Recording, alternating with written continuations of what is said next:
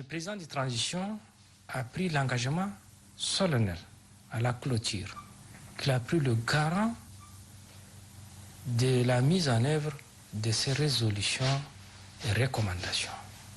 C'est ainsi qu'il a donné corps à ces mécanismes en créant 3 structures.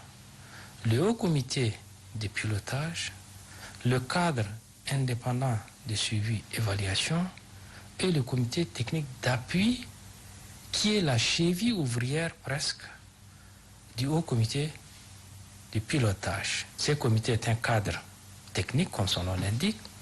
Il lui a assigné des missions de suivi, d'orientation, de coordination et d'impulsion.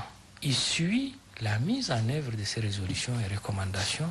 Il informe le Haut Comité de pilotage et il vulgarise toutes les recommandations et les résolutions qui ont été prises.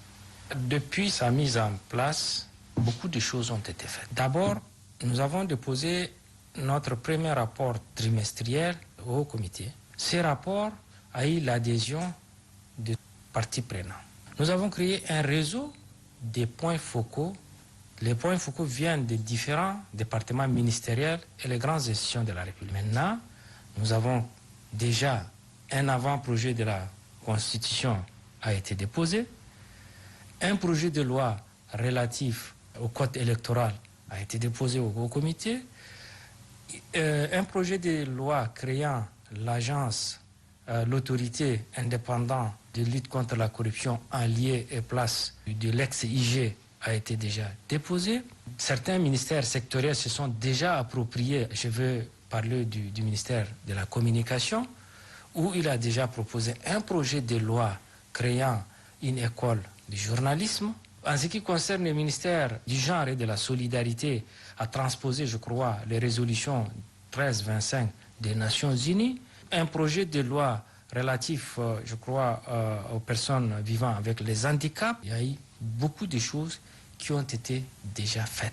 Et ce qui est le plus urgent pour le gouvernement, c'est tout ce qui a trait au retour à l'ordre constitutionnel. Le comité technique d'appui a déjà soumis à la CONAREC le calendrier relatif au retour à l'ordre constitutionnel. En 3 mois, nous pensons qu'on est sur un bon timing, sur un bon rythme.